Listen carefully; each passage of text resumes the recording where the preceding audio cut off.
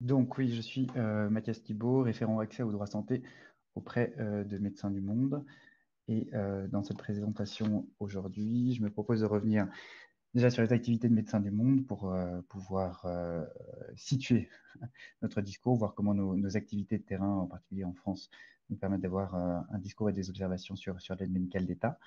Et puis après, j'ai structuré mon intervention en deux parties. Dans la première, je reviendrai sur les pratiques actuelles en termes d'aide médicale d'État, montrer comment il y a un continuum d'obstacles, un parcours des combattants pour accéder à ce droit.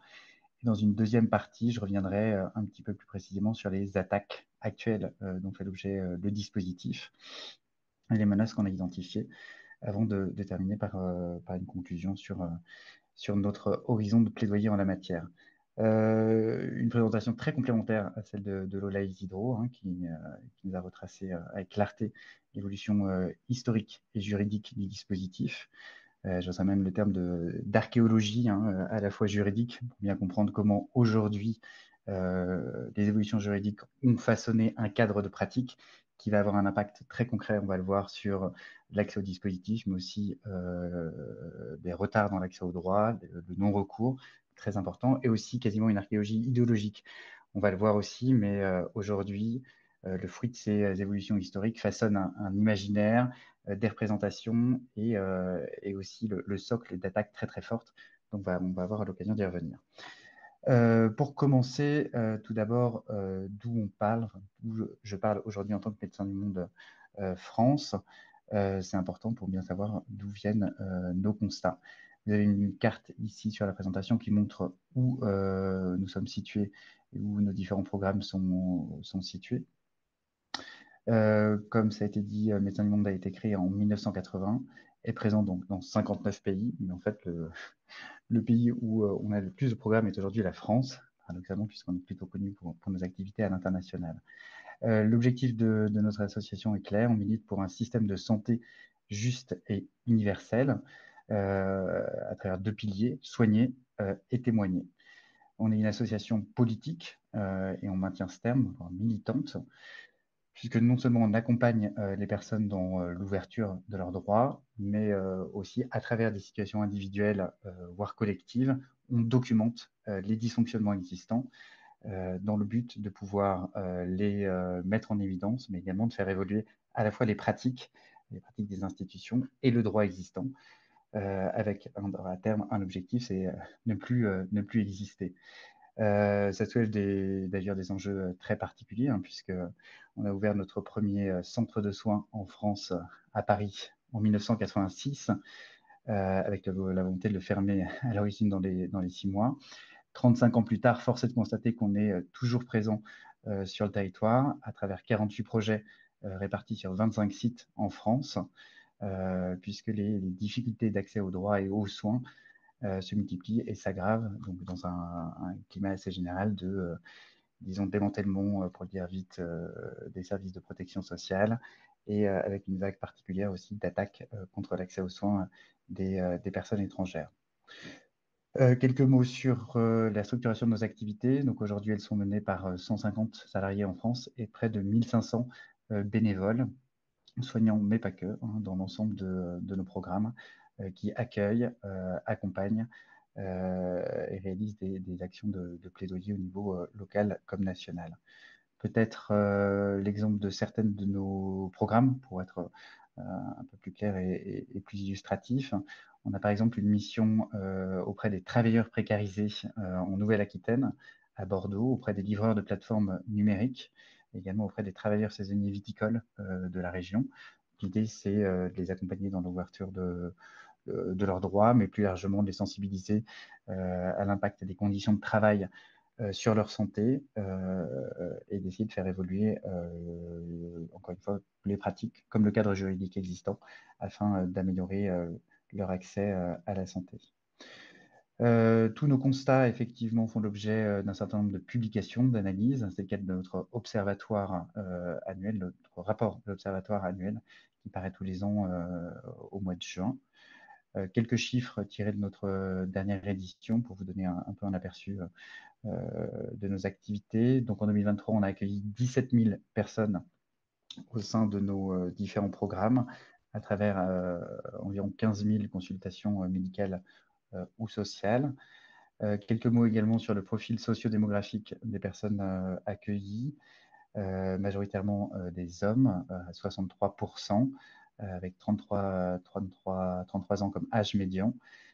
Fait notable, il s'agit de 98% de personnes de nationalité étrangère, ce qui s'explique assez bien puisque l'Oleg Hydro l'a bien montré, mais on a eu des réformes ces dernières années plutôt progressistes en matière d'accès à la protection sociale et en particulier à la couverture maladie pour les personnes sur le territoire, à l'exception des personnes étrangères hein, qui se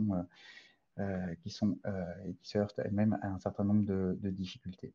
On rencontre à la fois des demandeurs, demandeuses d'asile, mais également des personnes en situation administrative irrégulière au regard du séjour, la plupart du temps dans des conditions de précarité socio-économique importantes et de mal logement. Pour terminer un peu cette présentation socio-démographique des personnes qu'on accueille, près de 2 personnes sur 5 ne sont pas éligibles à une couverture maladie. On va y revenir, hein, mais ce sont les situations qu'avait évoquées Madame Diderot, notamment des personnes qui sont récemment arrivées sur le territoire ou qui sont entre deux dispositifs d'accès au droit ou alors qui sont sous visa. Donc, se pose aussi la question de l'accès à la santé de ces personnes. À noter aussi que près de 4 personnes sur 5 sont éligibles à une couverture maladie sans droit ouvert. Donc effectivement, contrairement à toutes les contre-informations qui circulent, un problème majeur qu'on identifie, c'est la méconnaissance de l'accès au droit hein, par les personnes concernées. Donc notre mission aussi de les informer et de les accompagner dans l'ouverture de leurs droits. Et la proportion d'ailleurs de personnes qu'on accueille dans nos centres qui seraient éligibles à l'AME, mais qui n'ont pas encore de droit ouvert, est près de 9 personnes sur 10. Alors c'est beaucoup plus élevé, on va le voir que le taux de non-recours, je vais y revenir, qui a été objectivé par une enquête, et ça s'explique très bien par un biais de sélection, viennent dans nos centres ou alors on rencontre dans nos actions d'aller vers des personnes qui sont elles-mêmes les plus éloignées du soin. Voilà en quelques mots les programmes de Médecins du Monde de France pour vous donner un peu une idée de là où on intervient et comment notre discours et comment nos constats sont situés. Alors, dans une première partie, je propose de revenir sur les difficultés, disons, en pratique que rencontrent aujourd'hui les personnes sans papier pour avoir accès à l'aide médicale de l'État. Donc, très rapidement, puisque ça a été largement évoqué par Lola Isidro, mais on le sait, l'aide médicale d'État est une prestation d'aide sociale financée par l'État, donc qui permet aux personnes en situation administrative irrégulière d'accéder aux soins, rapidement aussi, puisque ça a été largement évoqué, elle repose sur 3 conditions majeures. Donc, être sans titre de séjour, un plafond de ressources qui est important parce qu'il est souvent aussi éludé dans les débats publics, mais on le sait, au-dessus de disons 847 euros par mois, en tout cas pour une personne seule, et en France métropolitaine, il n'y a aucun accès à une couverture maladie, ni aide médicale d'État, car au-dessus du plafond, et ni protection universelle maladie en raison des conditions de régularité du séjour. Et ça a été également dit, il faut prouver sa résidence irrégulière en France depuis au moins 3 mois consécutifs. Donc ça exclut de fait déjà un certain nombre de personnes sans papier du dispositif. Mais parmi les personnes éligibles au dispositif, ce qui est flagrant et ce qui est massif également, c'est le taux de non-recours. Il a été objectivé par l'enquête Premier Pas de l'IRDES, l'Institut de recherche et de documentation en économie de la santé, en 2019, à travers une enquête qui montre que ce taux de non-recours s'élève à 49%. C'est énorme, hein. Près d'une personne sur deux qui est éligible à l'aide médicale d'État n'a pas ses droits ouverts. Donc là aussi, contrairement à toutes les contre-vérités qui alimentent le débat public, hein, ce ne sont pas les fraudes, ce ne sont pas les abus qui caractérisent l'aide médicale d'État, mais c'est bien le non-recours hein, et la difficulté pour les personnes concernées à faire valoir leurs droits. Alors, dans mon intervention aujourd'hui, je voulais mettre particulièrement l'accent sur les difficultés en amont de l'ouverture des droits et recenser près de vous les obstacles administratifs qui pèsent dans l'accès à l'aide médicale d'État. Donc, je vais particulièrement m'appuyer sur un rapport d'enquête interassociatif qu'on a mené avec la CIMAD, le COMED, Domasil et le Secours catholique, qui a été publié en avril 2023. Et donc tous les résultats sont disponibles en ligne. C'est un rapport assez court d'une dizaine, quinzaine de pages et qui met en évidence les entraves à l'accès à l'aide médicale d'État à toutes les phases administratives de la procédure. Pourquoi ce rapport? Il s'inscrivait dans les suites de la réforme de l'aide médicale d'État en 2019, on l'a aussi vu précédemment, hein, qui a encore complexifié l'accès au dispositif, notamment avec l'obligation de déposer physiquement les premières demandes d'aide médicale d'État au guichet des caisses d'assurance maladie. Depuis 2019, on a constaté que les difficultés d'accès à l'aide médicale d'État se sont aggravées, avec des dysfonctionnements constatés à toutes les étapes du parcours administratif. La situation est particulièrement emblématique en Seine-Saint-Denis, qui est un des départements de France avec une représentation particulière des personnes étrangères. Et au regard de ces constats, avec donc les différentes associations mentionnées, on a décidé de mener une enquête en Ile-de-France pour pouvoir comparer à la fois notamment la situation en Seine-Saint-Denis mais avec les autres départements pour documenter, objectiver à l'aide d'une méthodologie éprouvée l'ampleur des dysfonctionnements rencontrés. Alors comment est-ce qu'on s'y est pris pour recueillir des informations? Trois recueils de données, disons, complémentaires. Tout d'abord, un recueil d'informations en ligne via le site de l'assurance maladie, ou la plateforme de prise de rendez-vous. Là, il s'agissait d'étudier la couverture territoriale des agences d'aide médicale d'État et les modalités d'accueil. Chaque CEPAM, on va le voir, organise une certaine marge d'autonomie dans l'organisation des modalités d'accueil des usagers de l'aide médicale d'État, ce qui entraîne non seulement des disparités selon les territoires, mais également dans certains départements, on va le voir, des obstacles très concrets hein, qui sont mis dans l'accueil des usagers. Deuxième modalité de recueil, ce qu'on a appelé un testing téléphonique du 3646. Donc c'est un numéro que les intervenantes qui sont présents connaissent bien puisque c'est le numéro d'accès à l'assurance maladie. Ça s'inscrit aussi hein, dans une vaste perspective de dématérialisation de l'ensemble des services publics, et notamment des services de l'assurance maladie, qui concentrent l'ensemble de leurs démarches en ligne ou via un numéro. Donc, on a mené des appels auprès de 4 CEPAM franciliennes qu'on a identifiées pour, disons, leur contraste ou, disons, leur pratique d'accueil très différentes afin d'objectiver un peu les différences. Donc, la CEPAM de Paris, du 75, du 93, du 94 et du 95.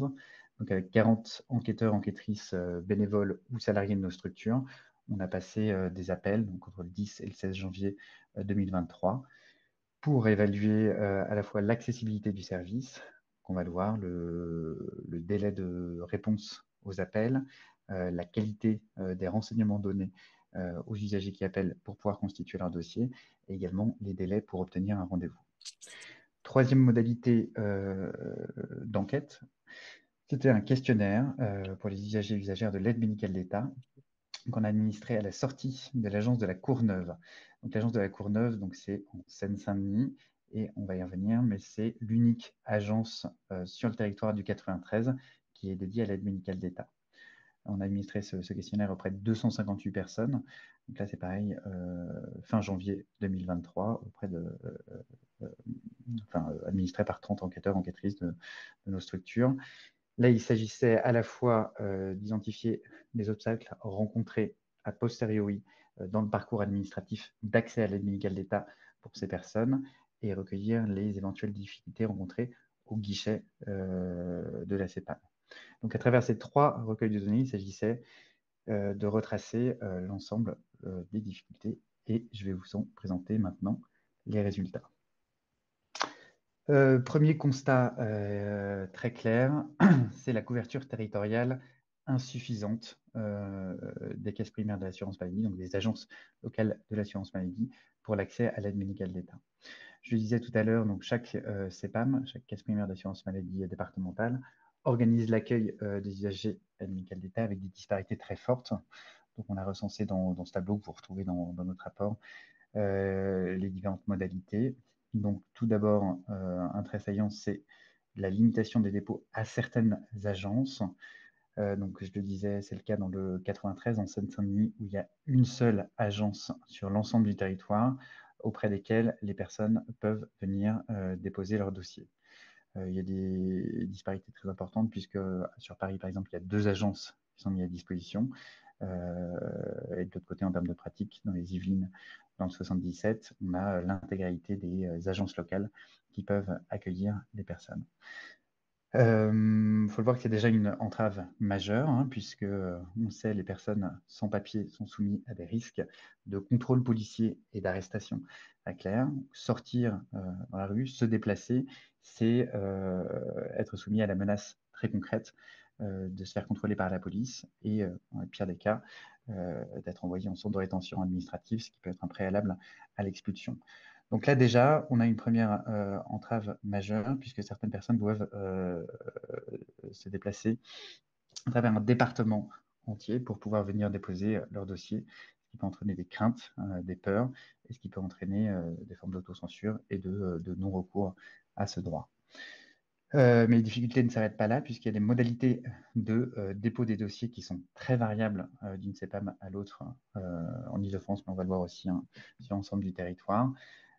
Certaines CEPAM, donc c'est le cas sur Paris, on a une modalité sans rendez-vous. On peut se présenter directement au guichet pour pouvoir déposer son dossier. Mais d'autres ont mis en place des rendez-vous systématiques obligatoires. Donc c'est le cas notamment en Seine-Saint-Denis, hein, qui va être, si j'ose dire, le pire des départements en termes de pratique. Prendre rendez-vous, c'est compliqué. On le sait, les publics qui sont concernés par l'aide médicale d'État sont en situation de précarité socio-économique importante. On va le voir aussi, il va y avoir des délais de rendez-vous qui peuvent être de l'ordre de plusieurs semaines. Pouvoir honorer un rendez-vous avec autant d'anticipation, ça peut être compliqué, hein, quand l'enjeu, bien souvent, c'est survivre au quotidien, balloter d'hébergement d'urgence en hébergement d'urgence. Donc ça complique, là encore, les possibilités de déposer son dossier. Mais ce n'est pas tout, il y a aussi des modalités distinctes de retrait de la carte. Là encore, Pierre de Pratique, c'est dans le 93, où il faut prendre de nouveau un rendez-vous pour venir retirer sa carte. Dans d'autres départements, il suffit de se déplacer au guichet une fois qu'on a reçu le courrier. C'est pas tout, j'aurais dû le préciser, mais il y a des modalités de rendez-vous aussi qui sont limitées par des canaux de prise de rendez-vous. Dans le 93, il faut passer uniquement par le 3646, qui est le numéro de l'assurance maladie. D'autres départements, au moment de l'enquête, avaient mis en place une possibilité de rendez-vous par une plateforme numérique en ligne, Clic Rendez-vous, qui là encore soulève des enjeux en termes d'accessibilité au service dématérialisé, hein, pour prendre ces rendez-vous, et d'autres encore des possibilités de rendez-vous au guichet. D'autres enquêtes a fait bouger les pratiques dans certains départements qui ont annulé, enfin qui ont en tout cas remodelé les modalités prise de rendez-vous et ont mis en place, pour le dire vite, des possibilités d'accueil sans rendez-vous. Mais ce n'est pas le cas en Seine-Saint-Denis qui a maintenu cette modalité-là. Et enfin, fait notable, sur amélie.fr ou sur le site service public, la qualité de l'information n'est pas très claire. C'est compliqué de savoir, par exemple, selon les départements, quelles sont les agences qui accueillent ou non les bénéficiaires de l'aide médicale d'État. Et là encore, ça entraîne des difficultés assez claires pour pouvoir faire valoir ses droits. Donc ça, c'est un peu la première strate, une couverture territoriale insuffisante et des modalités de dépôt disparates et parfois très complexes et pas adaptées aux caractéristiques, disons, de précarité socio-économique des publics rencontrés. Mais le parcours des combattants ne s'arrête pas là, puisque pour les départements qui ont mis en place des modalités de rendez-vous, c'est assez complexe. Donc, je disais, il y a un défaut d'information sur les modalités de dépôt, mais parfois aussi le 3646, donc le numéro de l'assurance maladie, qui est l'unique canal de prise de rendez-vous. Là, les résultats de notre testing sont assez clairs, puisque le numéro est insuffisamment joignable. Alors, ça concerne en fait l'ensemble des usagers de l'assurance maladie, mais c'est encore plus flagrant pour les bénéficiaires de l'aide médicale d'État.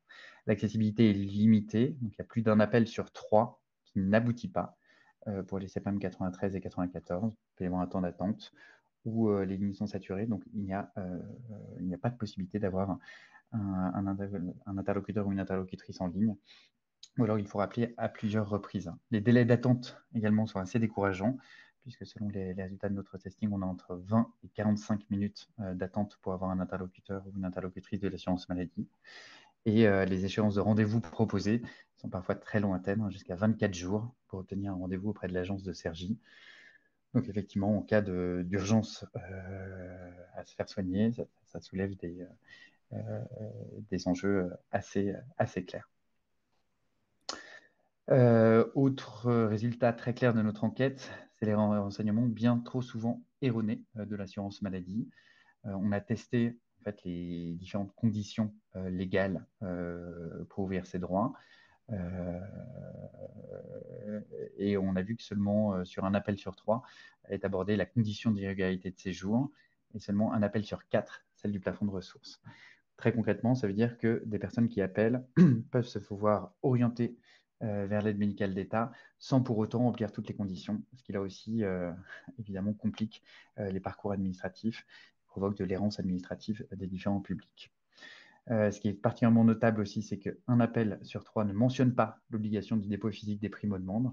Donc, ça a conduit à certaines personnes à déposer, enfin, à envoyer leur courrier par voie postale, ce qui ne permet pas d'enclencher les démarches. Et aussi un chiffre auquel on ne s'attendait pas. Hein. On posait la question de savoir vers quel type de structure on pouvait orienter des personnes qui n'avaient pas encore ouvert leur droit à l'aide médicale d'État dans l'attente d'ouverture de leurs droits. Et seulement 4% des interlocuteurs ou interlocutrices CEPAM orientent vers les permanences d'accès aux soins de santé, qui sont, disons, les dispositifs privilégiés pour acquérir ces publics. Donc là aussi, il y a un manque de formation très clair des agents de la CEPAM qui va avoir un impact très concret sur les difficultés d'accès aux droits. Enfin, et dernier résultat assez massif, c'est un accueil inadapté en agence. Dans le cadre du dépôt des premières demandes, donc là c'est les résultats de notre questionnaire à la sortie de la CEPAM de la Courneuve, on a 55% des personnes interrogées qui n'ont pas réussi à déposer leur dossier. C'est énorme. Plus d'une personne sur deux, plusieurs motifs, donc leur dossier est jugé incomplet. Et là, en fait, on retrouve aussi les résultats des précédents résultats. Quand la qualité des informations données par l'assurance maladie n'est pas bonne, effectivement, ça revient à des dossiers incomplets ou à une difficulté, en tout cas, à constituer ces dossiers pour les personnes concernées. Également avec des refus d'entrée par les personnes vigiles à l'entrée de la CEPAM qui filtrent les conditions d'entrée et ce qui a un impact aussi très concret. Donc, il y a quand même 6 personnes sur 10 qui ont dû venir à plusieurs reprises physiquement au guichet de la CEPAM pour réussir finalement à déposer leur dossier. Donc, ça veut dire bien souvent aussi prendre une demi-journée, traverser l'ensemble du département, on l'a vu avec les craintes d'arrestation, mais effectivement, ça peut avoir aussi un impact sur la vie familiale, le travail, et une nécessité d'interrompre ces activités pour pouvoir remplir ces démarches. C'est le cas aussi pour les retraits de la carte AME. Hein. 37% des personnes qu'on a interrogées n'ont pas réussi à retirer leur carte. Bon, là, ça peut paraître un peu plus technique, mais la principale raison, c'est qu'il y a un courrier qui est envoyé de la part de la CEPAM pour dire que la carte est disponible, mais ce courrier ne mentionne pas l'obligation d'un rendez-vous préalable. Des personnes qui se présentent, on va leur dire non, non, vous êtes devant la CEPAM, mais il faut prendre rendez-vous pour venir retirer votre carte alors qu'elles sont devant. Donc là, on voit qu'il y a vraiment tout un ensemble de difficultés très claires auxquelles se surajoute l'absence d'outils d'interprétariat pour les personnes allophones et un refus d'accueil en cas de retard, mais également des mauvaises interprétations de la réglementation. Donc tout ceci, ça fait un ensemble d'obstacles très clairs qui va jalonner l'ensemble du parcours administratif. Donc en synthèse, donc un manque d'informations sur les conditions d'accès et les formalités à remplir, des modalités de dépôt complexes et hétérogènes, accompagnées de difficultés de prise de rendez-vous, l'éloignement géographique aussi des points d'accès qui constituent une entrave supplémentaire et des conditions d'accueil inadaptées. Les conséquences sont très lourdes, elles sont objectivées par notre enquête, puisque 64% des personnes interrogées ont rencontré des difficultés pour se soigner faute de couverture santé. Et parmi ces 64%, 7 sur 10 ont finalement renoncé aux soins. Donc la conclusion de notre rapport d'enquête, c'était de réclamer un accueil inconditionnel et sans rendez-vous pour l'ensemble des usagers, sans distinction de leur situation administrative, dans l'ensemble des agences de proximité et dans des conditions adaptées. Donc, notre enquête a fait bouger quelques lignes, je le disais. Il y a certains départements comme le 94 et le 95 qui ont revu leurs conditions d'accueil, qui ont mis en place des accueils sans rendez-vous dans l'ensemble de leurs agences. Donc c'est plutôt une bonne chose. Mais en Seine-Saint-Denis, les difficultés, près de 2 ans après l'enquête, sont toujours flagrantes. Et d'ailleurs, c'est particulièrement notable puisque dans le rapport Evin Stefanini qui était mentionné tout à l'heure par Lola Isidro, on voit que le nombre de bénéficiaires de l'aide médicale d'État est étonnamment assez stable depuis 2019 en Seine-Saint-Denis, alors qu'il a augmenté partout ailleurs. Donc, en gros, ce qu'on analyse, c'est que l'ensemble de ces modalités complexes ont un impact sur le taux de non-recours, et c'est particulièrement emblématique en Seine-Saint-Denis. Donc ça, c'était l'ensemble des difficultés en amont de l'ouverture des droits, donc le parcours des combattants pour pouvoir avoir accès à l'aide médicale d'État. Il y a également des difficultés en aval. Donc une fois qu'on a obtenu sa carte AME, il y a un certain nombre de difficultés pour l'accès aux soins. Je passe rapidement, puisque Isidro l'a largement évoqué, mais le panier de soins est largement réduit de l'aide médicale d'État par rapport à la protection universelle maladie, qui en fait véritablement une protection maladie de second rang, contrairement là aussi aux nombreuses infox qui circulent. Je passe par exemple sur les propos d'Eric Ciotti sur l'accès aux couronnes dentaires, qui est évidemment largement erroné, mais on pourra avoir l'occasion d'y revenir. Plus technique, mais très important, parce que souvent il y a des débats, c'est aussi la prise en charge partielle des frais de santé par l'aide médicale d'État. Là aussi, ça a été évoqué par Lola Isidro. Il faut bien se souvenir que l'aide médicale d'État prend en charge les frais de santé à hauteur de 100% du tarif de sécurité sociale et pas de 100% des souhaits effectifs. Donc, elle inclut certes la part complémentaire, mais elle exclut les dépassements d'honoraires qui sont très nombreux, en particulier sur les prothèses dentaires, les prothèses auditives ou l'optique, qui sont inaccessibles financièrement aux bénéficiaires de l'aide médicale d'État. Donc, l'ensemble de ces difficultés provoque à la fois des retards et des renoncements aux soins. Donc là, ce sont des données issues de nos données d'activité et d'accueil. Plus de la moitié des personnes qu'on reçoit dans nos centres d'accès aux soins ont rencontré des retards de recours aux soins. Près de 45% d'entre elles décidaient des soins urgents médicaux ou assez urgents. Et finalement, un quart des personnes est touché par le renoncement aux soins.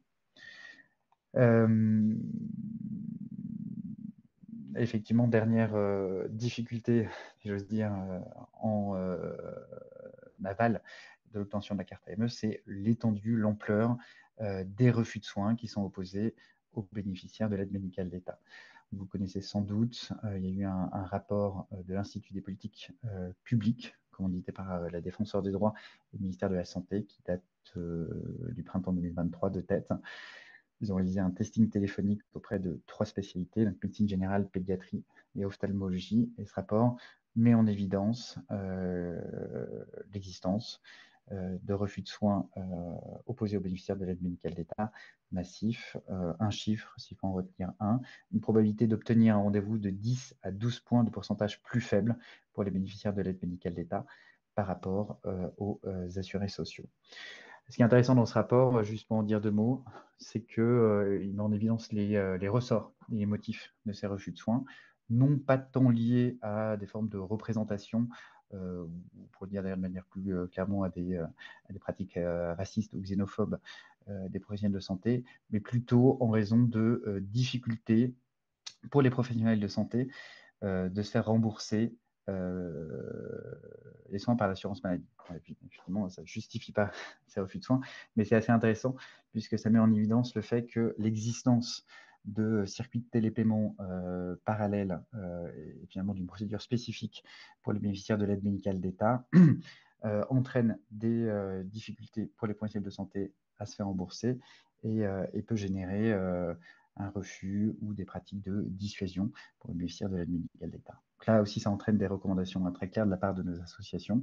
Donc, on plaide pour l'accès à la carte vitale. On aura l'occasion d'y revenir pour les usagers de l'aide médicale d'État.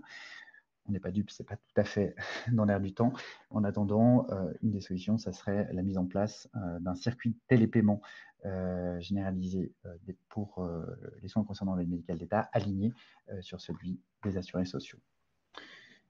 Donc ça, c'était une première partie sur les difficultés pratiques d'accès. On l'a vu avec un continuum de difficultés en amont pour obtenir sa carte d'aide médicale d'État. Mais les difficultés ne s'arrêtent pas là. Une fois qu'on a obtenu sa carte, il y a un certain nombre de restrictions, de limitations de l'accès aux soins et in fine également des pratiques de professionnels de santé qui peuvent générer du retard, du renoncement, voire des refus de soins.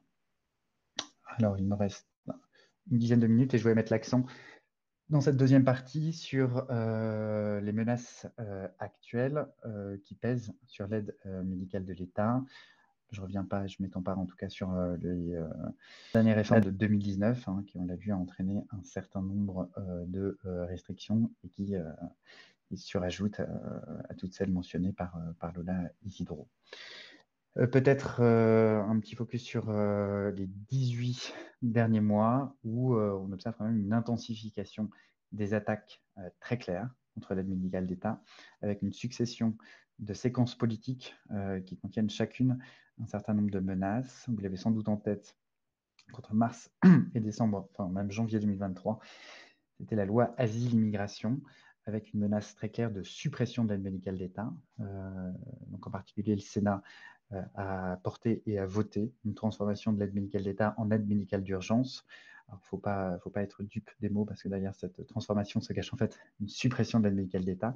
Les Hydro l'a également évoqué, mais il existe un dispositif en France, vous connaissez sans doute, dispositif soins urgents et vitaux. En fait, il s'agissait d'aligner l'aide médicale d'État sur ce dispositif déjà existant, donc une suppression. Donc il y a eu beaucoup de rebondissements dramatiques d'ailleurs sur cette loi Asile-Immigration. Pour le dire vite, il y a finalement eu un deal entre la majorité gouvernementale de l'époque qui a négocié avec le groupe les Républicains, qui étaient majoritaires au Sénat, pour sortir l'aide médicale d'État du texte, contre la promesse faite par l'ancienne première ministre de l'époque, Elisabeth Borne, de réaliser un texte législatif spécifique concernant l'aide médicale de l'État. Ce texte spécifique, c'est le gouvernement Attal qui a travaillé entre janvier et juin 2024. Donc, ça a déplacé le risque de suppression de l'aide médicale d'État sous forme de restrictions réglementaires. C'est-à-dire quoi? Donc, plutôt des restrictions par décret de la part du gouvernement sans passer par l'Assemblée nationale. Donc, à l'époque aussi, comme d'ailleurs durant la loi Asile-Immigration, les associations, les soignants se sont beaucoup mobilisés. Je ne m'étends pas ici sur les restrictions réglementaires qui étaient à l'œuvre, puisqu'on va le voir, ce sont un peu les mêmes qui nous menacent aujourd'hui. Troisième séquence, les 18 derniers mois, ce sont les élections législatives anticipées de juin 2024, avec la menace de l'arrivée de l'extrême droite au pouvoir, qui a fait de l'aide médicale d'État un symbole très clair de sa politique xénophobe et de santé. Donc là, il y avait aussi des risques très importants qui finalement ne sont pas advenus, mais qui portent toujours l'aide médicale d'État à l'agenda médiatique et politique avec des attaques très claires. La dernière séquence, c'est la séquence qu'on connaît actuellement avec un gouvernement Barnier conservateur au pouvoir. Ça ne vous a pas échappé, mais depuis septembre, les attaques médiatiques et politiques ont repris avec des divergences très claires au sein du gouvernement. Un nouveau ministre de l'Intérieur, M. Retailleau, qui attaque systématiquement l'aide médicale d'État à travers un prisme migratoire. Là aussi, ça a très bien été présenté par Lola Isidro, surtout les plateaux télé, avec l'idée de vouloir fortement limiter le dispositif. Et une ministre de la Santé, Geneviève Darrieussecq, qui essaye de faire valoir le dispositif de santé publique et qui tente de s'opposer à des formes de restrictions. Alors, où est-ce qu'on en est aujourd'hui sur un peu la cartographie des attaques et des restrictions en cours au Parlement? Il y a un certain nombre de menaces. On peut souligner le dépôt d'une proposition de loi par les Républicains à la mi-septembre, qui passe en revue toutes les mesures les plus restrictives qui sont contenues dans le rapport Hédin Stefanini pour entailler, voire gravement limiter le dispositif. Selon notre analyse, cette proposition de loi ne devrait pas être examinée, mais elle sert plutôt à infuser et donner des idées de restrictions qui pourraient prendre la voie d'autres véhicules législatifs. Ce qui nous inquiète beaucoup actuellement, c'est les débats dans le cadre des textes budgétaires, donc les projets de loi de finances et projets de loi de financement de la sécurité sociale, qui, vous le savez, sont en cours d'examen. Donc, il y a une première version des textes qui sont passés devant l'Assemblée nationale avec un certain nombre d'amendements pour tenter de limiter l'aide médicale d'État. Nos craintes principales, c'est une des mesures qui est contenue dans le rapport Evin-Stefanini, qui viserait à conditionner l'aide médicale d'État à l'absence de mesures d'éloignement.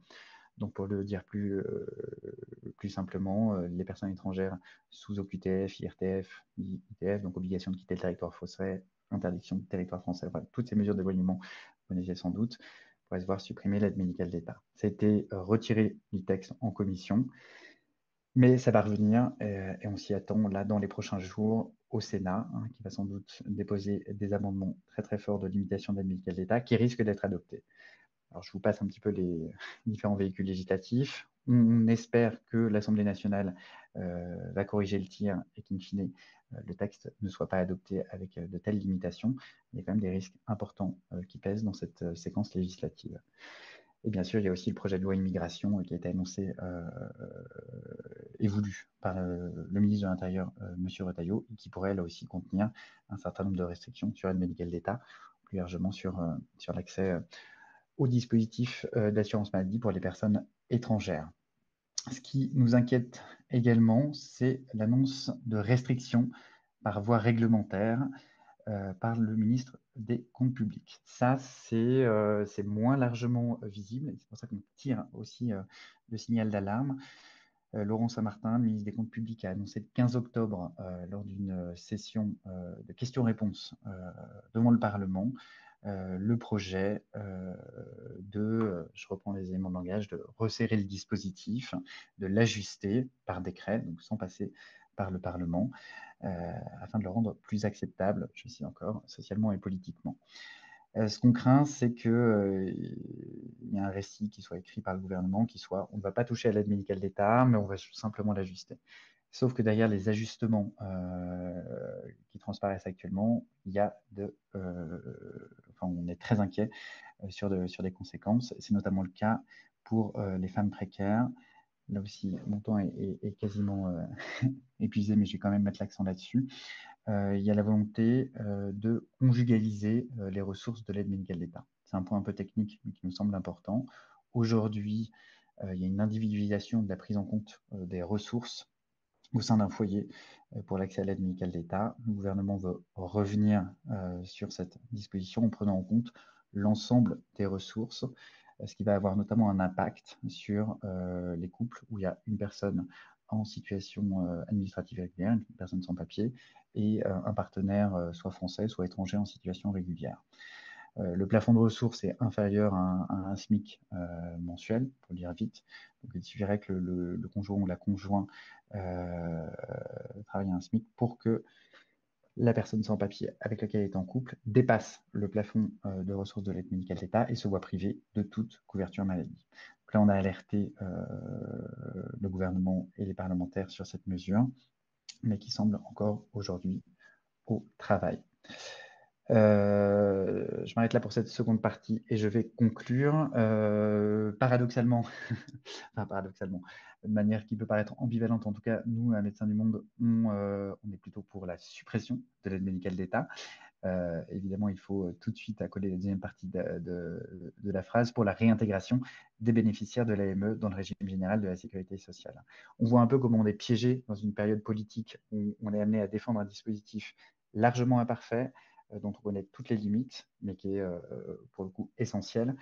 Mais à terme, vraiment l'idée, c'est de plaider pour l'intégration, la fusion de dispositifs de l'aide médicale d'État dans le régime de la sécurité sociale. Et d'ailleurs, c'est la position de nombreuses institutions qui sont détaillées sur la présentation d'organisations et ou de chercheurs, chercheuses.